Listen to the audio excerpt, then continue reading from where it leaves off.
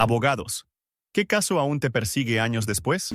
Historia 1. Soy abogado penalista desde hace más de 15 años. He visto asesinatos, abusos, fraudes enormes. Pero el caso que todavía me despierta a las 3 de la mañana no fue el más sangriento, sino el más silencioso.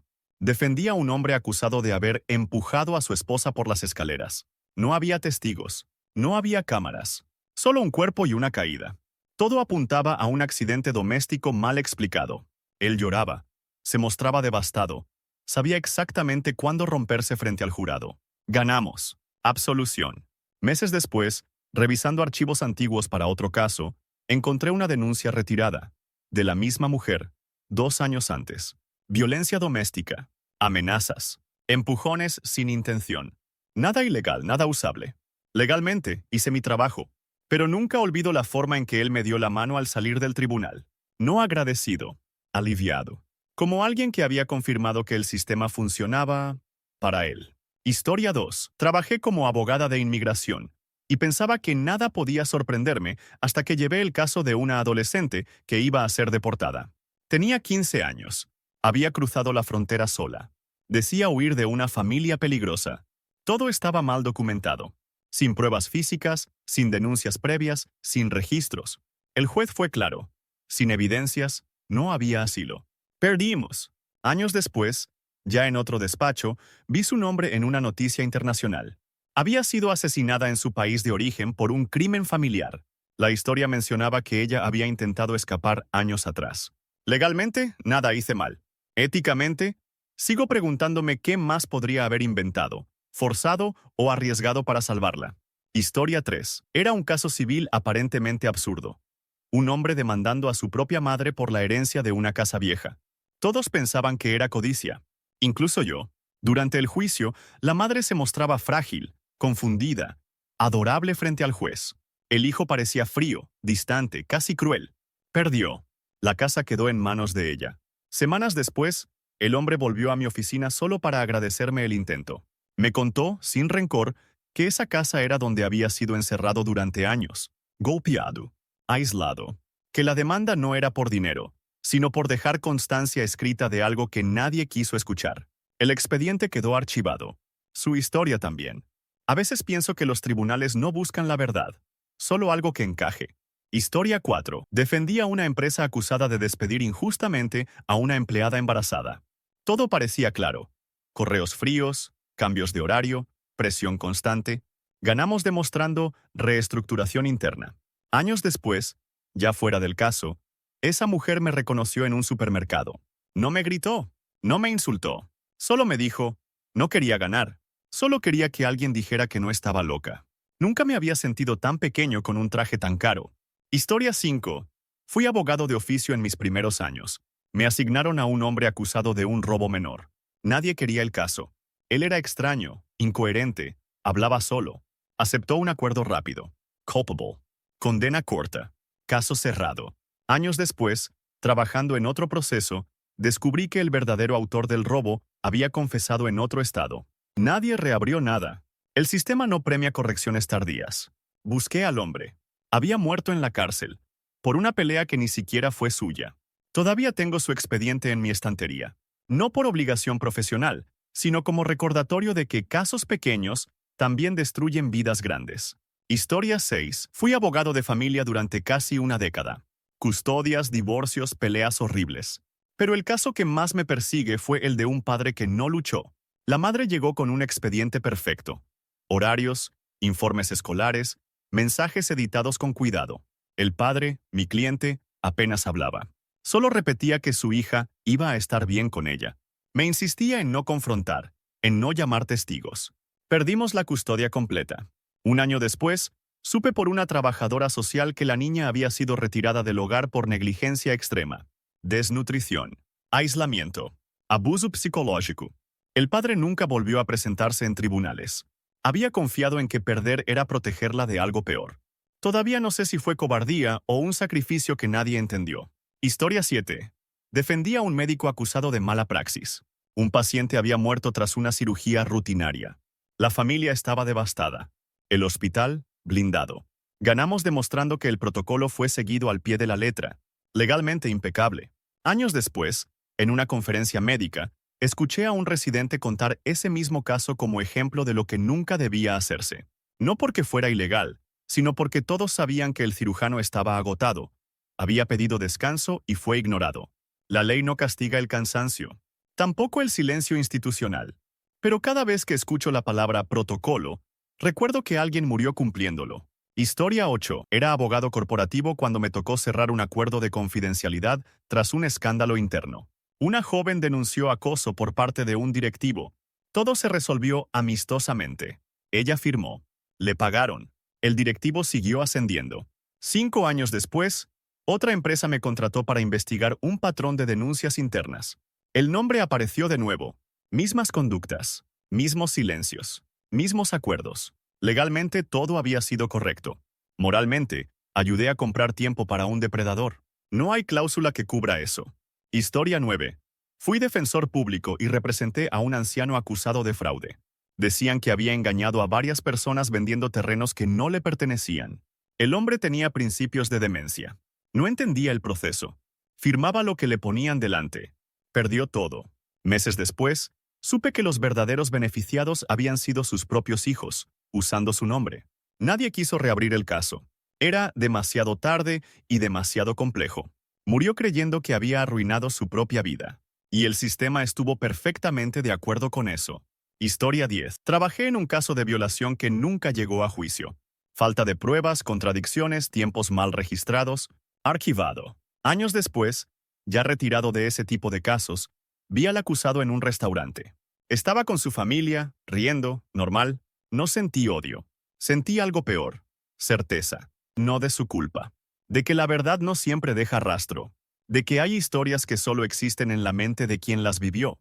Y que el sistema legal no está diseñado para protegerlas. Ese expediente no me persigue por lo que hicimos mal, sino por todo lo que la ley no sabe cómo escuchar. Historia 11. Fui abogado laboralista y representé a un hombre despedido tras 20 años en la misma empresa. Él insistía en que no lo echaron por bajo rendimiento, sino por saber demasiado. Nadie le creyó. La empresa presentó métricas, evaluaciones, gráficos. Todo impecable. Perdimos. 2 años después, esa misma empresa fue investigada por fraude contable masivo. Los documentos clave habían pasado por el escritorio de mi ex cliente. No era un denunciante. Era un riesgo. Nunca me persiguió haber perdido el caso. Me persigue haberlo convencido de que era solo paranoia. Historia 12.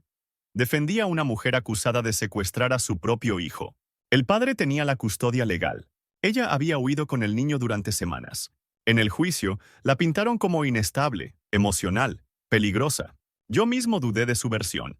Ganamos una condena mínima. Años después, el padre fue arrestado por una red de abuso infantil. El hijo era una de las víctimas. Ella no lo había secuestrado. Lo había salvado, aunque la ley no supiera nombrarlo así. A veces pienso que la justicia castiga más rápido a quien actúa por miedo que a quien daña con paciencia. Historia 13. Era abogado junior cuando me asignaron a ayudar en un caso ambiental. Una comunidad rural demandaba a una fábrica por contaminación del agua. El cáncer se había vuelto común. La empresa ganó. No había pruebas concluyentes, estudios contradictorios, dudas razonables. Años después, ya fuera del despacho, vi un documental sobre esa región. La fábrica cerró en silencio. El agua nunca se limpió. La gente se fue o murió. Aprendí que perder un caso no siempre significa perder en tribunales. A veces se pierde el futuro entero de un lugar en cuotas legales perfectamente justificadas. Historia 14. Defendí a un adolescente acusado de homicidio. Tenía 17 años. El arma era de su padre. El disparo fue accidental. El jurado lo declaró culpable. Años después, supe que había pasado la mitad de su condena protegiendo a otros internos más jóvenes. Salió en silencio. Nunca habló con la prensa. Lo vi una vez, trabajando como obrero. Me reconoció. Sonrió. Yo no pude devolverle la mirada, porque entendí demasiado tarde que el sistema necesitaba un culpable adulto, aunque solo tuviera cara de niño. Historia 15. Mi último caso antes de retirarme fue un testamento impugnado. Una anciana había dejado todo a una vecina, excluyendo a su familia. Los hijos alegaban manipulación. La vecina alegaba cariño. Legalmente todo estaba en regla. Ganamos. Meses después, supe que la anciana había pasado años sola, ignorada, visitada solo cuando había dinero de por medio. La vecina era la única que la llevaba al médico. El caso no me persigue por la duda, sino por la claridad. A veces la ley acierta, y aún así deja a alguien completamente solo antes de morir. Historia 16. Durante años trabajé como abogado de oficio en un juzgado saturado. Casos rápidos, acuerdos express, expedientes que nadie quería. Uno de ellos fue el de un hombre acusado de incendio provocado en un edificio antiguo. Murieron 2 personas. La prensa lo llamó monstruo desde el primer día. Él insistía en que no había prendido fuego. Decía que vivía allí, que lo había perdido todo. No tenía antecedentes, pero tampoco tenía pruebas. El fiscal ofreció un acuerdo. Menos años si aceptaba culpa. Yo sabía que, si íbamos a juicio, lo iban a destruir. Aceptó el acuerdo llorando. Me pidió disculpas a mí, como si yo fuera parte de su desgracia. 3 años después, se descubrió que el incendio había sido causado por una instalación eléctrica defectuosa, ya denunciada antes por otros vecinos. Nadie reabrió el caso. Legalmente, estaba cerrado. Aún tengo su carta. Me escribió desde prisión diciendo, al menos ahora sé que no estaba loco. No hay absolución que devuelva años perdidos. Historia 17. Defendía a una mujer acusada de fraude financiero. Supuestamente había vaciado las cuentas de su propia empresa. Las cifras eran enormes. El caso parecía imposible de ganar. Pero algo no encajaba. Ella no entendía los movimientos. Firmaba documentos sin leerlos. Confiaba ciegamente en su socio, que también era su esposo. Durante el juicio, él testificó contra ella. Calmado. Seguro. Creíble. Ella parecía nerviosa, errática, emocional. El jurado no tuvo dudas. Condena. Años después, el marido fue arrestado en otro país por un esquema casi idéntico. Usaba a sus parejas como fachada legal. Siempre mujeres. Siempre malas con los números. Intenté ayudarla a reabrir el caso. No fue posible. La ley no castiga patrones, solo hechos aislados. Ella salió de prisión convertida en el ejemplo perfecto de algo que nunca fue. Historia 18. Era abogado de menores cuando representé a un chico de 14 años acusado de agresión grave. La víctima era otro menor. Todo el mundo pedía castigo ejemplar. El chico no hablaba. No negaba ni afirmaba nada. Solo miraba al suelo. Sus padres estaban ausentes. Literalmente no se presentaron. Investigando, descubrí que el chico había denunciado acoso durante años. Golpes, humillaciones, amenazas. Nunca prosperaron. Cosas de niños. El día de la agresión había sido la primera vez que se defendía. Perdimos. Fue enviado a un centro de internamiento. Años después me escribió. No para reprocharme nada, sino para decirme que ese lugar fue donde, por primera vez, alguien lo escuchó. La ironía es brutal. La violencia que nadie vio lo salvó más que la ley que nunca actuó. Historia 19. Trabajé en un caso de eutanasia ilegal. Un hombre había ayudado a morir a su esposa enferma. Todo estaba documentado. Mensajes, notas, despedidas. La ley era clara. No había excepciones. Fue condenado. Durante el juicio, los médicos testificaron que ella sufría dolores constantes, que no había tratamiento posible. Aún así, no importó. La ley no entiende de compasión, solo de límites. Años después, el país cambió su legislación. Casos como ese ahora serían legales. Él seguía en prisión cuando salió la noticia. Nunca pidió revisión. Dijo que no quería que su libertad dependiera de una moda política. Ese caso me persigue porque fue culpable. Y aún así hizo lo único humano posible. Historia 20. Mi último gran caso antes de dejar el litigio fue una denuncia por falsa acusación. Un hombre decía que su vida había sido destruida por una denuncia que luego fue retirada. La denunciante nunca explicó por qué se retractó. Legalmente, eso bastó para cerrar el caso original. Defendí al acusado en la demanda posterior. Ganamos una indemnización enorme. Fue presentado como una victoria contra las mentiras. Meses después, la mujer se suicidó. En su carta hablaba de miedo, presión familiar, amenazas para retirar la denuncia. Nada de eso apareció nunca en un expediente. Legalmente ganamos. Socialmente, él recuperó su nombre. Pero cada vez que alguien me habla de denuncias falsas, recuerdo que a veces la mentira no está en la acusación, sino en el silencio forzado después. Historia 21. Trabajé durante años como abogado de seguros y aprendí rápido que no todos los fraudes se parecen a lo que muestran en la televisión. El caso que aún me persigue fue el de una mujer que reclamaba una indemnización por invalidez permanente tras un accidente laboral. Había informes médicos contradictorios. Algunos decían que exageraba el dolor. Otros hablaban de daño neurológico difícil de medir. La aseguradora me presionó para cerrar el caso rápido, Negar, apelar, alargar. Ganamos. El tribunal consideró que no había pruebas objetivas suficientes. Años después, por casualidad, coincidí con uno de los médicos que la había evaluado. Me confesó que el daño existía, pero que nunca lo dejó por escrito porque la empresa no quería problemas. Ella no fingía. Solo aprendió que hay dolores que no entran en formularios.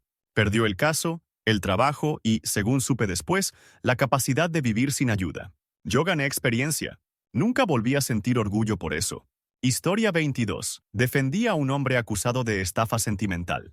Varias mujeres afirmaban que las había manipulado emocionalmente para quitarles dinero. Él aseguraba que todo había sido consensuado. El juicio fue un espectáculo. Mensajes románticos, promesas, fotos íntimas. Nada ilegal en sí mismo. La ley no castiga el engaño emocional. Ganamos. Meses después, una de las denunciantes me escribió. No para insultarme, sino para preguntarme algo simple. ¿Usted cree que yo fui estúpida o mala? No supe qué responderle. El acusado siguió con su vida. Cambió de ciudad, de nombre, de víctimas. Y yo entendí que la ley protege muy bien a quien sabe dónde termina el delito y empieza la crueldad. Historia 23. Fui abogado en un caso de negligencia en una residencia de ancianos. Una mujer murió por deshidratación. La familia estaba destrozada. El centro alegó error humano aislado. Durante el juicio, salió a la luz que el personal estaba sobrecargado, mal pagado, sin formación suficiente. Pero nadie era directamente responsable. Nadie había querido que pasara. Perdimos. Años después, esa misma residencia cerró tras múltiples inspecciones. Demasiado tarde para la mujer, demasiado tarde para su familia. Ese caso me enseñó que la justicia no sabe a quién culpar cuando todos fallaron un poco. Y cuando nadie es culpable, el daño se queda sin nombre. Historia 24. Defendí a un hombre acusado de homicidio imprudente tras un accidente de tráfico. Conducía cansado. No borracho. No drogado. Solo exhausto. La víctima murió en el acto. La familia pedía cárcel. Él pedía perdón. La ley fue clara. Condena reducida. Antecedentes limpios. Libertad condicional. Años después, supe que el hombre nunca volvió a conducir. Vendió su coche. Cambió de trabajo. Se mudó. Vivía como alguien que ya había cumplido una condena invisible. La familia de la víctima, en cambio, seguía atrapada en el juicio, en la sentencia, en la idea de que la justicia nunca fue suficiente. Ese caso me persigue porque nadie salió realmente libre. Historia 25. Mi último caso como abogado activo fue una adopción fallida. Una pareja llevaba años esperando. Todo estaba aprobado. Solo faltaba una firma final. De repente, el proceso se detuvo. Una irregularidad mínima. Un plazo vencido por horas. Legalmente irreversible. El niño fue asignado a otra familia. La pareja me llamó meses después, no para reclamar, sino para decirme que habían vaciado la habitación que habían preparado, que no sabían qué hacer con tanto amor sin destinatario. La ley fue correcta, impecable, pero nunca volvió a llamar a ese niño por su nombre. Para el sistema, solo era un expediente más. Para ellos, era alguien que ya existía. Historia 26. Trabajé como abogado de sucesiones durante muchos años, y la mayoría de los casos eran previsibles. Peleas por dinero, rencores familiares, silencios largos convertidos en demandas. Pero hubo uno que me persigue por lo que no se dijo. Una mujer anciana murió dejando un testamento claro, todo para su hijo menor. El mayor impugnó el documento alegando manipulación. Durante el proceso, el menor nunca habló mal de su hermano. Solo repetía que su madre había decidido en paz. Ganamos. Meses después, ordenando documentos viejos, encontré una carta que la mujer había escrito pero nunca entregó. En ella explicaba que desheredaba al hijo mayor, porque la había obligado durante años a firmar préstamos y documentos que no entendía. Legalmente no importaba. El caso ya estaba cerrado. Nunca le mostré esa carta a nadie. No porque fuera incorrecto, sino porque entendí que a veces la justicia llega demasiado tarde para servir de algo más que consuelo privado. Historia 27. Defendí a un periodista acusado de difamación. Había publicado un artículo señalando a un empresario poderoso como corrupto. No presentó pruebas suficientes. El empresario demandó. Durante el juicio, quedó claro que el periodista tenía razón, pero no tenía documentos. Todo eran fuentes anónimas, conversaciones privadas, advertencias veladas. Perdimos. Años después, el empresario fue arrestado por delitos mucho mayores. El periodista nunca volvió a escribir. Me dijo una vez que no temía a la cárcel, sino a volver a decir la verdad sin poder demostrarla. Ese caso me persigue porque demuestra que decir la verdad no siempre es una defensa válida. Historia 28. Fui abogado en un caso de desahucio durante una crisis económica. Una familia con 2 niños pequeños iba a perder su casa. Legalmente, no había margen. Los pagos no existían. El banco cumplía la ley. Intenté retrasar el proceso, buscar errores, ganar tiempo. Fracasé. El día del desalojo, el padre me llamó solo para decirme que no llevara a mis hijos a ver casas vacías, por curiosidad. Me explicó que había pasado semanas explicándoles que no habían hecho nada mal. La ley hizo lo que tenía que hacer. Pero nunca explicó a esos niños por qué dormirían en otro lugar esa noche. Historia 29. Representé a una mujer acusada de abandono de persona. Su padre había muerto solo en su casa. Ella vivía en otra ciudad. No lo visitaba desde hacía años. Durante el juicio, la pintaron como fría, egoísta, desalmada. Perdimos. Después, en privado, me contó que había huido porque él había sido violento durante toda su infancia. Nunca lo denunció. Nunca lo contó. Solo se fue. La ley no reconoce el abandono emocional previo. Solo el final. Ella fue culpable de sobrevivir. Historia 30. Defendí a un joven acusado de homicidio involuntario durante una pelea. Todo ocurrió en segundos. Un empujón. Una caída. Muerte instantánea. El jurado lo condenó. Años después, recibí una carta suya desde prisión. No hablaba de injusticia, sino de culpa. Decía que la cárcel era dura, pero que el silencio de la familia de la víctima era peor. Nunca respondieron a sus cartas de disculpa. Ese caso me persigue porque entendí que hay condenas que no terminan con la sentencia. Algunas empiezan justo después. Historia 31. Ejercí como abogado penal durante más de 20 años, y siempre pensé que el peor momento de un juicio era la sentencia. Me equivoqué. El peor momento llega cuando entiendes que el sistema hizo exactamente lo que debía, y aún así, dejó un desastre humano detrás. Defendí a un hombre acusado de homicidio imprudente. Había atropellado a un joven en una carretera secundaria. No iba borracho. No huía. Llamó a emergencias, intentó reanimarlo, cooperó con todo. El chico murió igual. Durante el juicio, la familia de la víctima se sentaba siempre en primera fila. La madre no lloraba, solo miraba.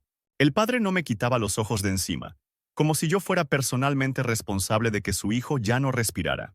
La sentencia fue justa. Pena reducida, libertad condicional, retirada del carnet. El acusado se derrumbó pidiendo perdón. Nadie lo escuchó. Años después, supe que ese hombre nunca volvió a conducir. Caminaba horas para ir al trabajo. Cambió de ciudad. Se divorció. No porque alguien se lo exigiera, sino porque no podía soportar seguir siendo quien era antes. La familia de la víctima, en cambio, siguió atrapada en el juicio para siempre. Apelaciones, entrevistas, rabia congelada en el tiempo. Ese caso me persigue porque entendí que la justicia no repara nada. Solo reparte el dolor de forma más ordenada. Historia 32. Fui abogado de oficio en un caso que nadie quería tocar. Una mujer acusada de matar a su recién nacido. La prensa la llamó monstruo incluso antes de que existiera una autopsia completa. Ella no hablaba. No lloraba. No se defendía. Los médicos decían, depresión posparto. Pero nadie parecía interesado en entender qué significaba eso realmente. El juicio fue rápido. El jurado necesitaba una explicación sencilla para algo que los aterraba. La explicación fue ella. La condenaron. Años después, ya fuera de ese juzgado, leí un estudio médico que analizaba casos idénticos, partos no asistidos, episodios disociativos, mujeres que no recordaban ni el momento del nacimiento. Legalmente irrelevante, médicamente devastador. Intenté reabrir el caso. Demasiado tarde. Los plazos habían vencido. La verdad no siempre llega a tiempo para ser útil. Ella salió de prisión muchos años después. No pidió perdón. No pidió justicia. Solo preguntó si alguien había cuidado la tumba del niño. Ese expediente me recuerda que hay tragedias que el derecho reduce a una sola culpable porque necesita cerrar el archivo. Historia 33. Trabajé en derecho mercantil defendiendo a una empresa acusada de haber arruinado a decenas de pequeños proveedores. Contratos abusivos, pagos retrasados, cláusulas imposibles. Ganamos. Ganamos porque todo estaba firmado. Porque nadie había obligado legalmente a nadie. Porque el consentimiento existe incluso cuando no hay alternativa real. Meses después, uno de esos proveedores me escribió un correo larguísimo. No amenazaba. No insultaba. Me explicaba cómo había despedido a sus empleados uno por uno. Cómo había vendido maquinaria. Cómo había tenido que decirle a su hijo que no podría pagarle la universidad. Terminaba con una frase que nunca olvidé. Usted hizo bien su trabajo. Yo hice todo lo que pude. Aún así, perdimos. Ese día entendí que el derecho protege muy bien a quien sabe redactar contratos, pero no a quien solo sabe trabajar. Historia 34. Defendía a un hombre acusado de abusos psicológicos contra su esposa. No había golpes. No había testigos directos. Solo mensajes, silencios, control económico. Ganamos porque la ley exige pruebas claras de violencia física o amenazas explícitas. Años después, la mujer declaró en otro proceso distinto. Misma historia. Misma dinámica. Distinto abogado. Distinto juez. Resultado distinto. El primer juicio no fue falso. Fue incompleto. Ese caso me persigue porque aprendí que hay violencias que solo se reconocen cuando ya han destruido a alguien por completo. Historia 35. Mi último caso antes de dejar el ejercicio fue una desaparición. Un hombre acusado de haber matado a su pareja sin que existiera cuerpo. Todo eran indicios. Todo era circunstancial. La condena llegó igual. Años después, apareció el cuerpo en otro país. Muerte accidental. Nada que ver con él. La absolución llegó, pero tarde. Demasiado tarde. Cuando salió, me dijo algo que no estaba preparado para escuchar. No quiero que me devuelvan los años. Solo quiero que alguien recuerde que yo no era un monstruo. Ese caso me persigue porque entendí que el sistema puede equivocarse y luego fingir que una absolución lo arregla todo. Historia 36. Durante años trabajé como abogado en casos de violencia doméstica y aprendí que el tribunal no distingue bien entre miedo y contradicción. El caso que aún me persigue fue el de una mujer que denunció a su marido y luego retiró la denuncia 3 veces. La fiscalía la presentó como poco fiable. El juez la miraba con cansancio. Yo intentaba explicarle que el miedo no sigue una línea recta, que las víctimas no se comportan como en los manuales. No importó. El hombre fue absuelto. Años después, ella volvió a denunciar, esta vez con pruebas físicas. Demasiado tarde. La última agresión la dejó en coma permanente. El mismo juez firmó la orden de detención que antes había negado. Ese expediente me persigue porque la ley exige coherencia a quienes viven en caos constante. Historia 37. Defendía a un hombre acusado de abandono laboral fraudulento. Supuestamente fingió una lesión para cobrar durante años. La empresa tenía vídeos, informes, detectives privados. Ganamos demostrando que el daño existía, aunque no fuera visible. El hombre volvió a su casa libre. Meses después, me llamó para agradecerme. Me dijo que el juicio lo había salvado económicamente, pero que ya no dormía. Cada vez que alguien dudaba de su dolor, sentía que tenía que demostrar que merecía estar roto. Entendí entonces que incluso cuando ganas, el proceso puede destruir lo poco que quedaba intacto. Historia 38. Fui abogado en un caso de adopción internacional. Todo parecía legal. Papeles en regla. Consentimientos firmados. El niño llegó al país sin problemas. Años después, una investigación descubrió que muchos de esos consentimientos habían sido obtenidos bajo presión extrema. Familias pobres, amenazas veladas, promesas falsas. Legalmente, nada podía revertirse. El niño ya tenía otra vida, otro nombre, otro idioma. Ese caso me persigue porque la ley decidió que remover la verdad era más peligroso que dejarla enterrada. Historia 39. Representé a un joven acusado de terrorismo digital. Había participado en foros, compartido mensajes, hecho bromas estúpidas. Nunca actuó. Nunca planeó nada real. La ley no espera actos cuando el miedo es suficiente. Fue condenado. Años después, supe que el verdadero organizador había escapado del país. Nadie revisó los casos colaterales. Era más fácil castigar a quien estaba disponible. Ese expediente me recuerda que a veces la justicia no persigue culpables, sino símbolos. Historia 40. Mi último caso como abogado antes de cambiar de profesión fue un juicio por negligencia médica. Una mujer murió durante un parto complicado. El hospital alegó que todo se hizo correctamente. Ganaron. Meses después, uno de los médicos se suicidó. Dejó una nota admitiendo que había cometido un error y que nadie quiso registrarlo para evitar demandas. Legalmente, el caso estaba cerrado. Humanamente, nunca lo estuvo. Ese juicio me persigue porque entendí que la verdad puede perder no porque sea falsa, sino porque es demasiado costosa.